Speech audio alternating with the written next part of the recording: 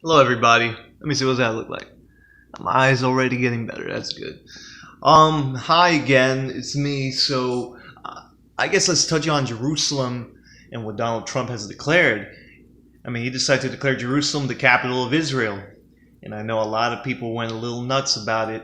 The Palestinians, especially, And let's be honest here: the conflict between the Palestinians and the Jews in Israel, it has been going on for thousands of years. And even during Obama's and Bush's administration, they have been launching bombs at each other. I've gotten into arguments with people on YouTube, people who comment to me saying that they live in Israel, that they're constantly receiving, they have bombs being dropped on them by the Palestinians. They're pointing the Palestinians out as a problem.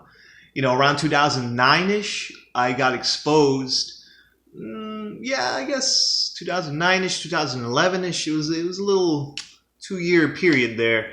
I was exposed to the reality that Israel is launching white phosphorus using a military machine that they call the Medusa. The nickname of the machine is the Medusa. Basically, it launches white phosphorus into the sky and it rains down onto the Palestinian people.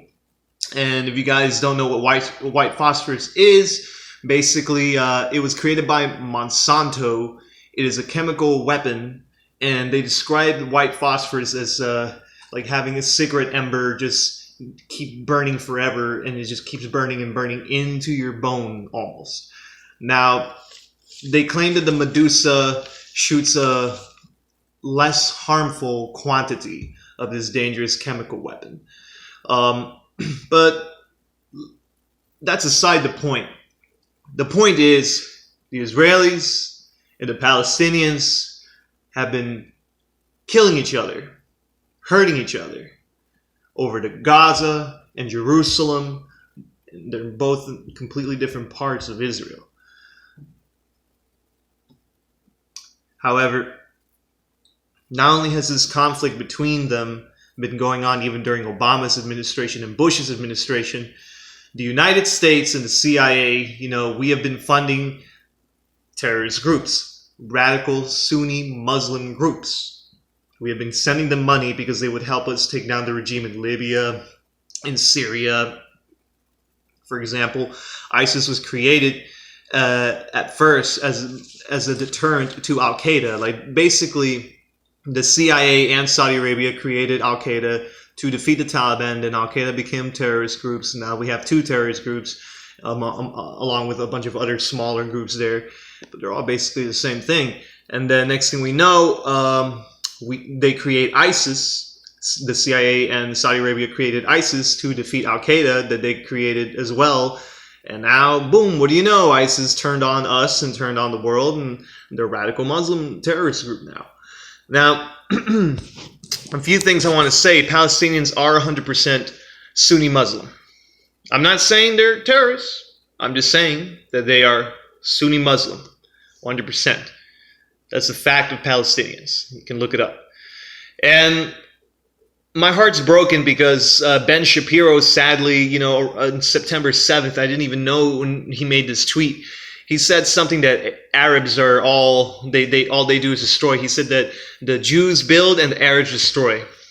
That's what he said. And it's one of the most ignorant things that he could ever say, because Arabic is it's a race. It's not a religion.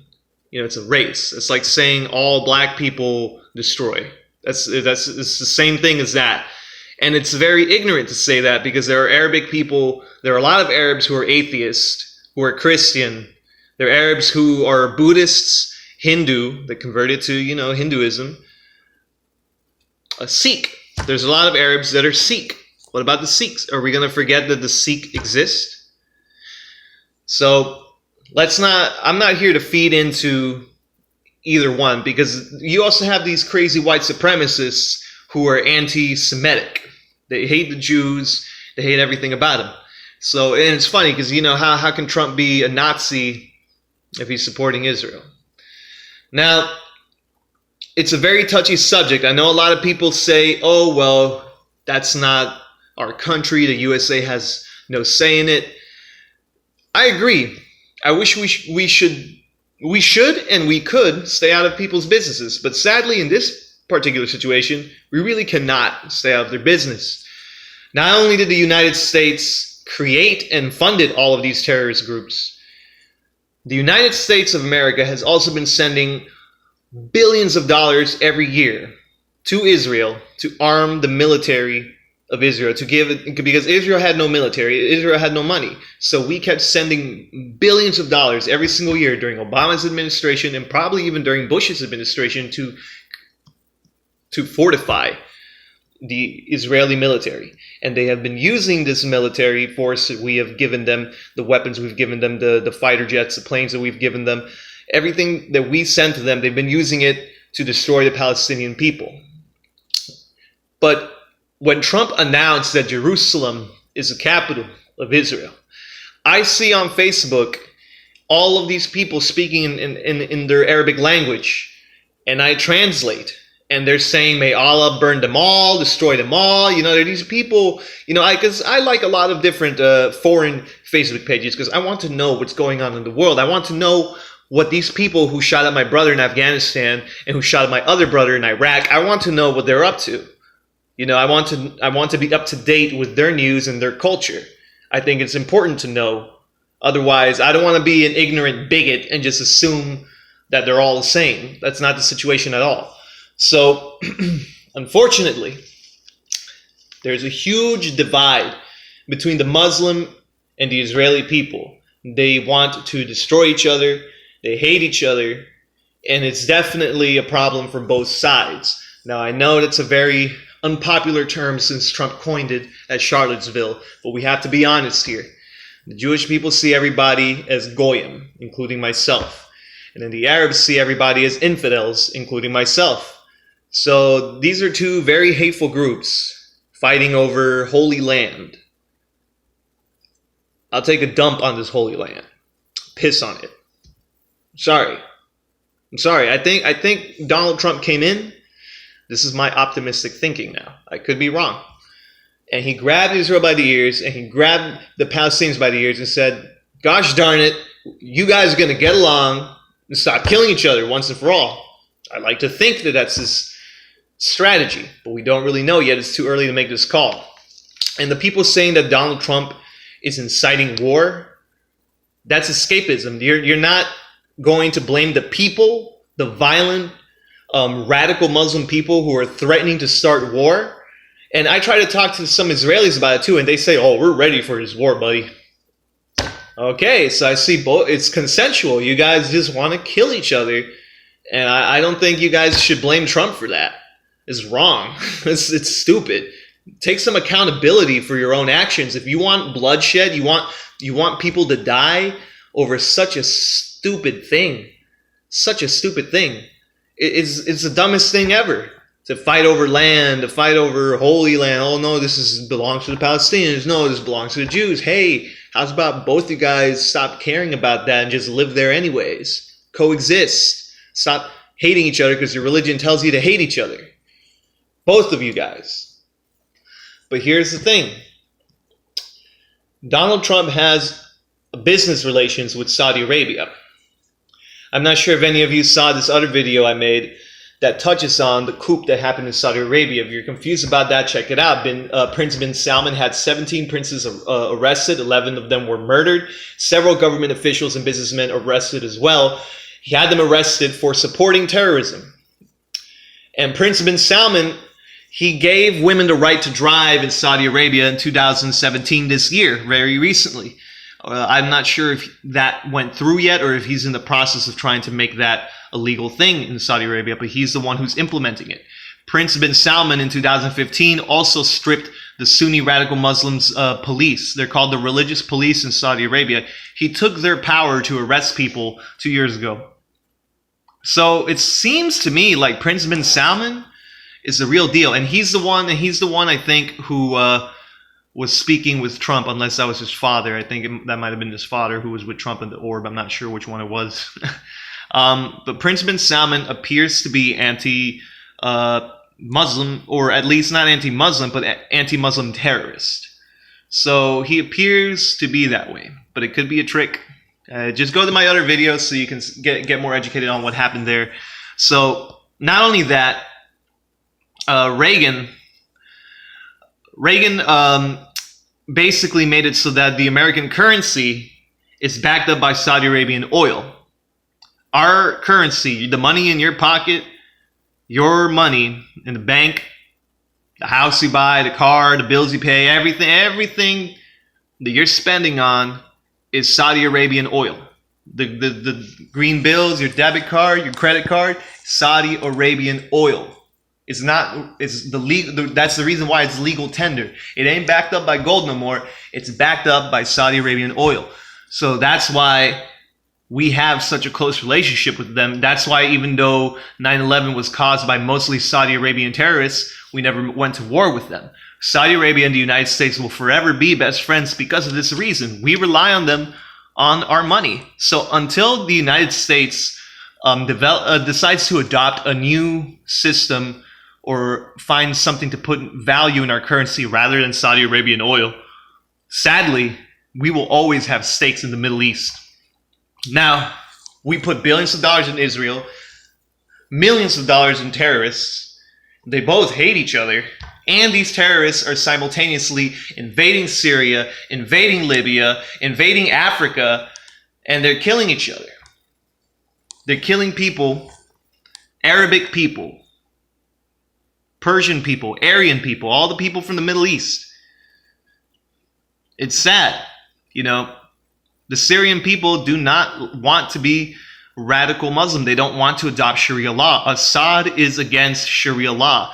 Assad, the so-called dictator of Syria, who, I mean, if you look at the interviews of Assad, I swear sometimes it almost looks like he breaks down crying when they accuse him of bombing and gassing his own people. And he swears it's actually the terrorists who are doing it. But for some reason, the European and American news sources keep lying to us, keep lying to the West about the reality of Assad and what it is that his country is going through. He's being invaded by radical terrorists who are coming from various different countries. These terrorists who some of them pretend to be good guys. They pretend to be Syrian relief effort. All I'm saying is this is a very complicated thing. I'm up to date on a lot of the news over there, and there's still not enough that I don't know about. There's still all kinds of things behind the scenes that are happening. So what happened? Who got double crossed? Did the terrorists get double crossed by bin Salman, or is bin Salman actually part of terrorists double crossing good people? We don't know. Too early to make that call. Is Donald Trump going to continue the same wrath that Bush and Obama unleashed onto the Middle East? Still too early to make that call. So, right now, Donald Trump is the key, unfortunately, for a lot of you. I mean, not for me. I like him. I like the guy. For now. For now, I like him.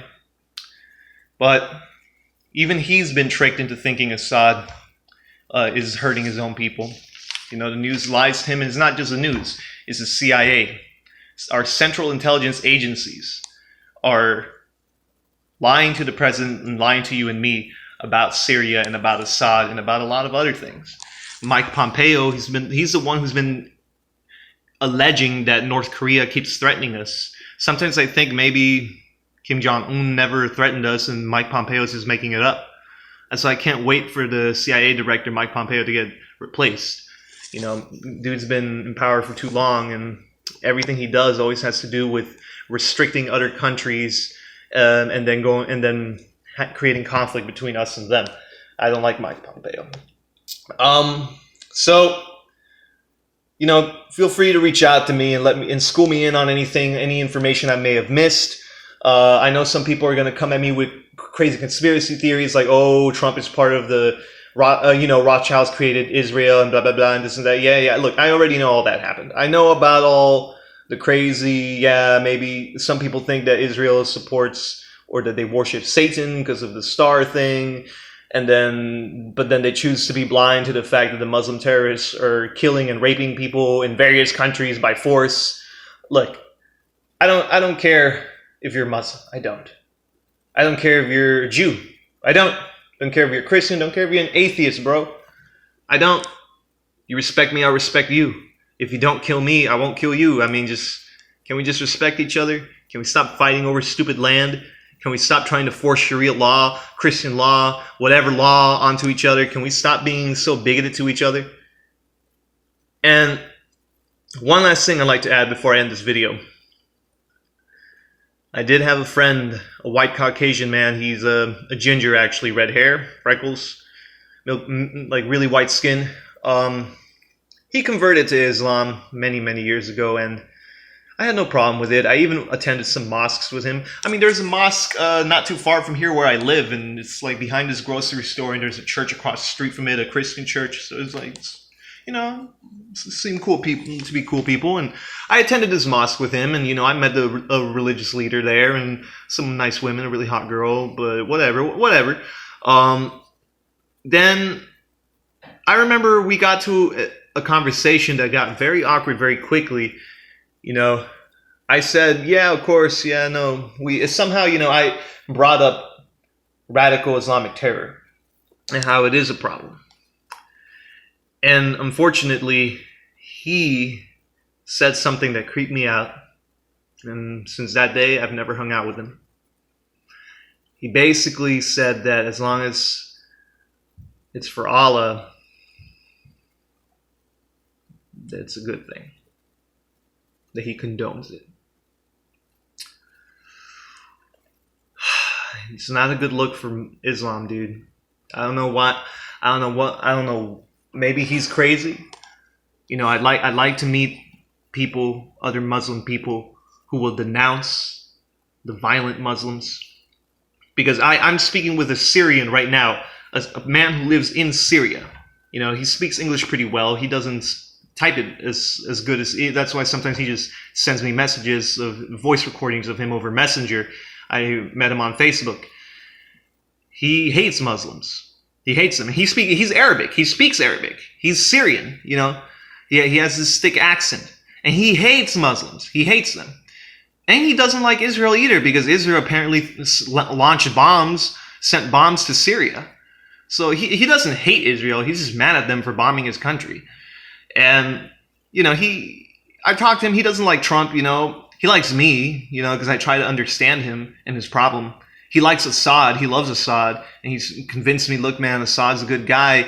It's just these Muslims are attacking and invading us and killing all my people, all our people. They're coming from other countries, pretending to be refugees. Because then every time the Syrian government fights off the refugees, they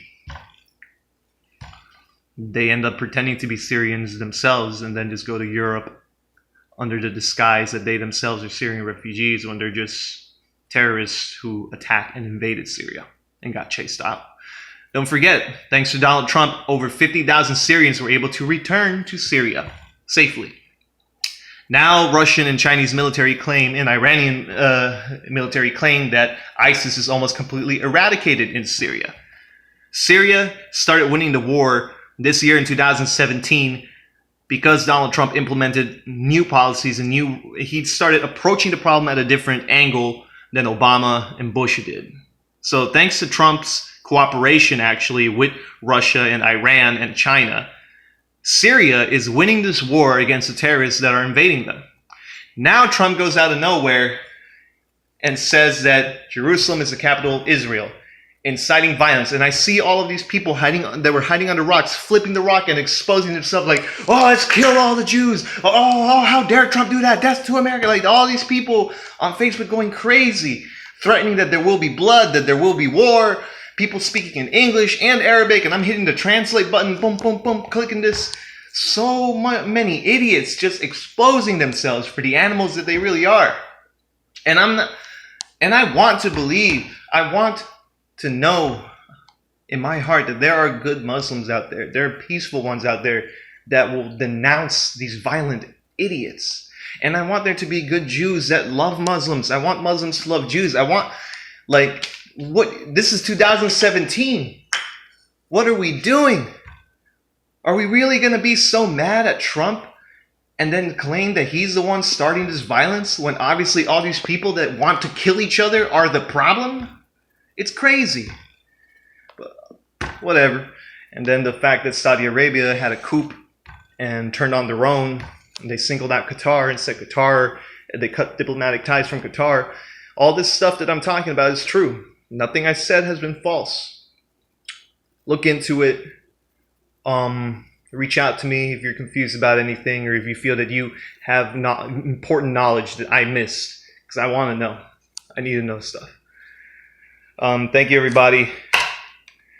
And please come together. Let's make peace. Stop killing each other over dumb things.